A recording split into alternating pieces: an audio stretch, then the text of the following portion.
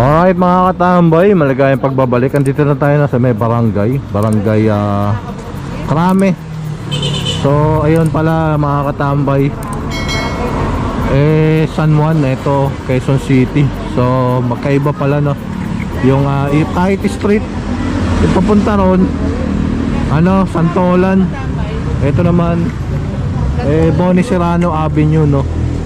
Magkaiba sila. So yung papunta ron Santolan Street kasi San Juan yun. Tapos yung dito naman Boni Serrano Avenue. Ayan, salamat po tayo. Pinabalik ko naman sa inyo para Atay. nandito kasi ako sa Juan tapos Quezon City. Shout out Tatay Guda. Shout out sa mga fans ko sa amin Doon mismo na ba ako? Dito turnover lang no mga katambay itong mga nakumpis ka doon kanina sa may clearing.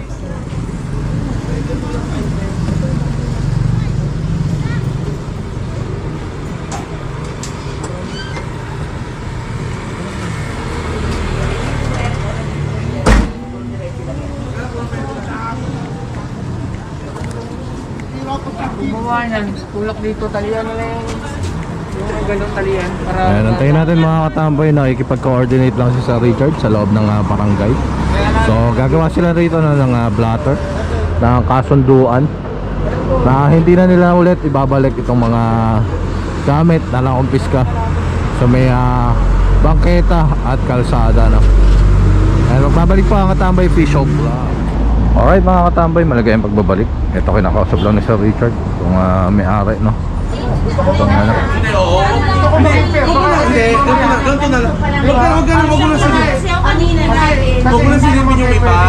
Kasi importante naman. Inisip ko na parang tinuro yun sa amin eh. Hindi siya tinuro. Hindi. Yun lang ang nakita nila. Oo. Tinuro yun sa amin. Kasi may pwesto si Sir, may pwesto si Ma'am. Yung kayo mga pinumpis tayo. Hindi, wala naman ako. Wala siyang pwesto. Parang isa napasok naman po. Napasok naman eh. Huwag mo na lang din. Pinasok namin. Kaya Kaya mo yung na, may, huwag mo na pwesto. yung may legal na pwesto, nakita mo, sinetla ko, yung may legal Ano yung muna? Ayaw yung illegal na pwesto ko. Yung may legal, inatras ko din. Yung mga motor. Ito na yung piniprenser kasi parang ang mga motor. Wala tayong magagawa dyan, it's presidential family na. Area. Ito mga motor, sir. Ito. Pasok ng hindi sila sa dati. Kasi ang ginagawa namin, ang nasa nakapantay din sa gutter, pinapatanggal namin. Kanina ko kasi, nakulat niya. Yung mga nakaparada ako dito. Iyon kanina, na-operate ako yun. Nilalagpas dyan sa buhit na yun. Oo, opo. Binidyoan ko namin. Yun lang. Alam ko na. Pero yung hindi nakalagpas, walang Ito problema. kasi parang 7-Eleven, pumayag sila talaga. Ano? Hindi naman bawal eh. Hindi.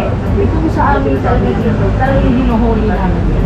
Pinapapuntahan ko sa tanong, pagwan sa nandito. Kailan sir dapat hapon eh, kasi ang motor diyan sa hapon, Diyos ko sobrang dami. Sobra, yung talagang pinaka-nirereklamo ng bawal Kasi, sa mga kanina, hindi na rin biro yung nakikita namin. Oo nga. Hindi na rin biro ang bilang.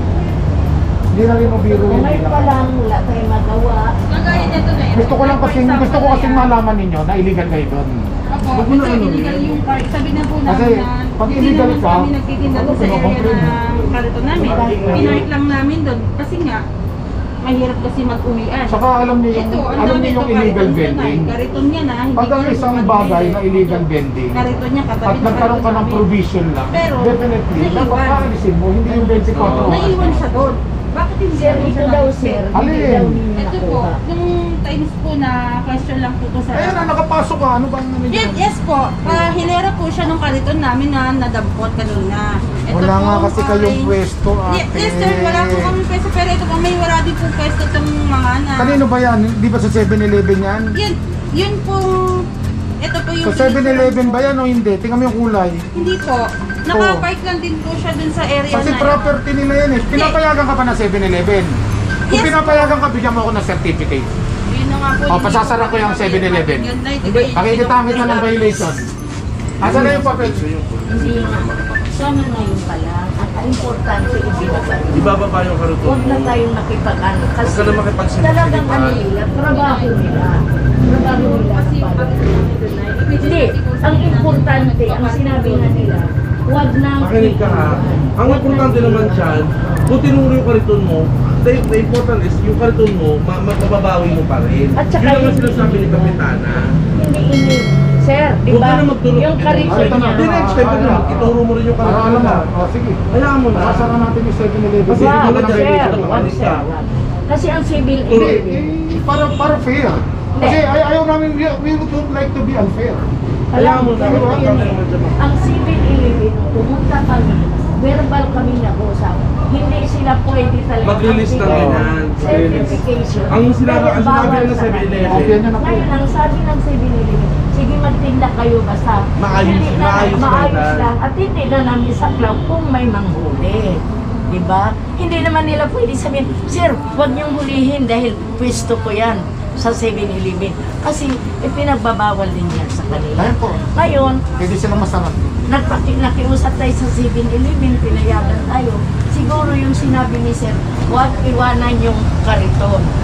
Ito na 24 hours. Oh. Yung para bang movable dapat. Parang inangkin na yung lugar. Nagiging permanent na yun.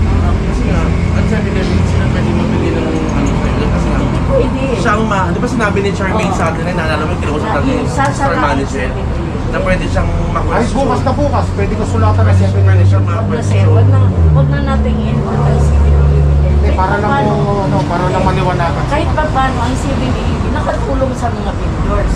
Dahil hindi naman oras-oras naglulood kayo. At saka, ang sinasabi lang ninyo, yung permanent na naiwan yung kariton, yun yung kinuha nyo. Di, sana ganito na lang Actually, pala. tine-turnover pa nga namin dito. Ayan, si nanay po pala no, yung chairman yung naka-blue. Ayan, si Nanay Sita Feliciano. Siya po yung Wala silang punong barangay dito sa may kasi naka-permanente. Buti sana. barangay na to. Sa may Krame. Yan, bagong lipunan Kala na kayo muna. ng Krame. Sir, basta po ibababa naman, sir, to. I-turnover namin provided gusto namin makuha yung mga pangalan. Kasi nga, ang complaint umabot ng Malacanang. It's a presidential complaint. Ngayon kung mag-decision yung opisina namin nakasuhan for habitual violation, paulit-ulit, then may information na kami. Kaya nga pinabablatan ko lang. Sige po, sir. Okay na ma'am? Ano nga Naliwanagan na kayo? Ano mo na lang, iuwi mo na rin kayo. Di pa din. Kaya mo na, pag ano, wag ka na Hindi mag-explain. naman kami, hindi lang naman kayo pwede. Huwag ka na kasi yung sa'yo naman, mamaya ka Kasi may sasabihin mga- sa'yo. Mamaya ka sa May mga ano kasi kakapaliwanagan. doon, sir, na may mga tao na naghahanap buhay doon, mga illegal na nagpapaparking Wala kaming doon. pakialam dun sa away ninyo doon. Yung mga illegal parking doon na Wala ho kami sila na ganun. nakakasagabal yung kariton doon. Kaya mo na. Ayos naman. Binibidyoan na tayo, di mo, may nalabas tayo sa vlog nila, oh. Ayan. Oo, nalabas sa YouTube. Ayan na mga katambay. Si ma'am kasi nag-aana na. Nagka-trust pa niya, pakinggan eh. Ito, wala na kami na-atras na dito, kaya ginagano namin. Ayun, na-atras na namin. Parang ang ayaw ko na ibalik eh. Yan ang yung sentimento kasi ni ma'am tinuro daw yung ano niya. Yung ayun. Pero alam mo sa talaga, ang nagiging ayos sa pala. Tingnan niyo yung inatras namin. Totoo may pwesto. O kayo, walang pwesto ha? O yung katabi, katabi nyo, pati yung mga office, yung mga military supply, police supply. Inatras namin lahat yan. Pero sa alam mo sa Oh, nagiging yan ayos pa. kasi siya talaga, sa yung mga motor talaga eh. O motor ng HPG, Oh, yan. tinigitan din namin yan. O ano pa? Ano pa yung unfair? Pulis na yan ha, HPG yan. May ticket. O ano pa unfair? O sabihin nyo kung ano pa unfair. O ito, general ang mayari. O saan na yung pinasok ko? O. Huwag nyo sabihin na unfair kami, ate. Ha? Ikaw pa sa mga loob eh. Mas masama nga loob namin ito sa unfair eh. Di ba? O, ayan, general mayari. O. O, pinamasok ko. O, pinahugot ko. O. O. Di ba? Ganun yun. Minsan ang nakakalungkot, kung sino pa yung illegal, sila pa yung nagre-reklamo. Yun ang mali eh. Yun ang maling sistema eh. Pag illegal ka, wala kang karapatan magreklamo. Diba? Ganun yun. Hindi yun nalalayo sa ano eh. Hinahuhuli natin na addict dati. Addict, di ba? Bagamat wala kang nahuli sa possession niya, pero positive siya, at magre-reklamo siya ng illegal ang huli sa kanya, wala rin yung positive na siya. Ayan mga katambay. So, nagkakadiskusyon lang dito na. Pero yun nga, ita-turnover naman yan dito sa may barangay. Kasi yung kayo pa yung dun eh. Baka maaaring meron pa doon, check nyo na. Alam mo pa doon. Sa akin yun, kakaimin ka. Ako natutulog Alam nyo ate, napakalabong maging illegal namin. Kami nag-ooperate eh, kami illegal, kami magsilip-silip. Di ba? Yun ang pangit. Sa nakakakita ang operation illegal. Di ba? Walang ganun. Pero alam mo sa talaga nagiging eyesore talaga siya ng yung Yung pinaglulutuan lang nga niya, eh, tingnan niyo ang flooring, puro mantika. tsaka yung mga Diba? motor-motor. Puro uling. Tingnan niyo. Sanitary po, violation. Paulit-ulit. Ano? May gulong, wala. Environmental violation. Yan po. May gulong. May kaso yun. Yung NBI nga, ini-impress namin ang pangalan ng mga yun. Oh. Hindi na makakakuha ng clearance. Eh.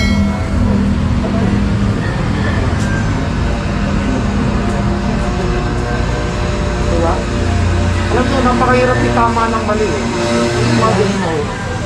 Pero question mo pa yun, question mo yung nagtatama, paano mo itatama? Di ba?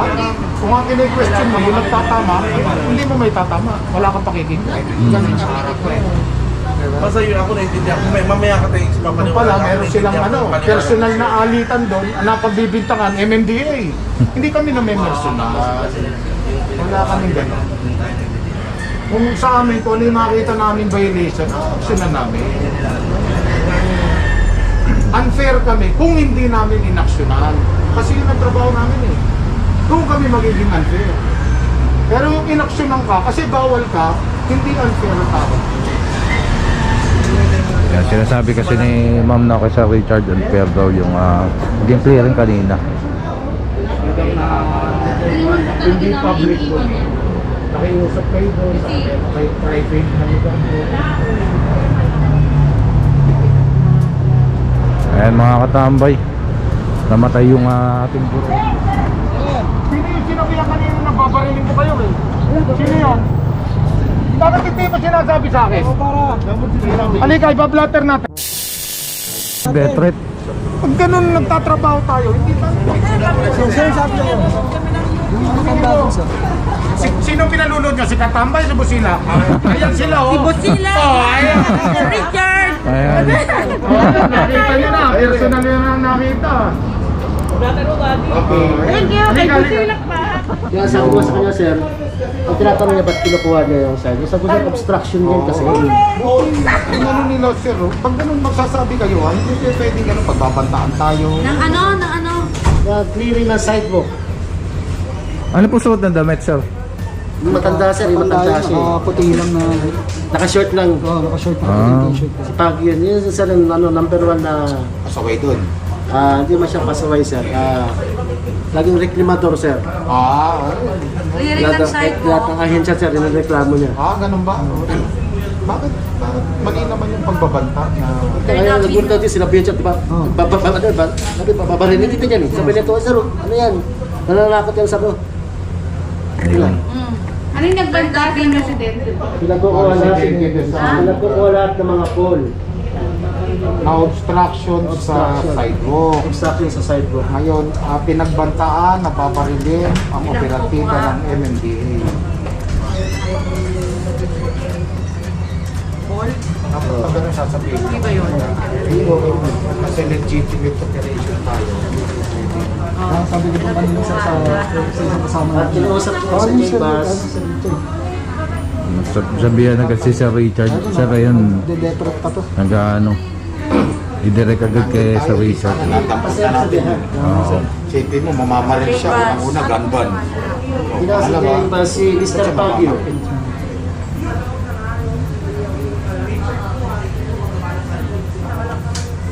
Ayan, Ito binabagatan ay lang po clearing nila operation. Sir Richard. Nakareklamo galing mismo sa 888.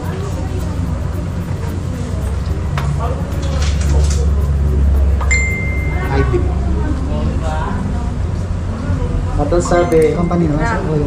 Alam mo naman din po si Sir Richard ganoon na rin din niya nakaprotektado sa kanyang mga tauhan. Malacanang na lang guys. Hindi na lang, Malacanang na lang.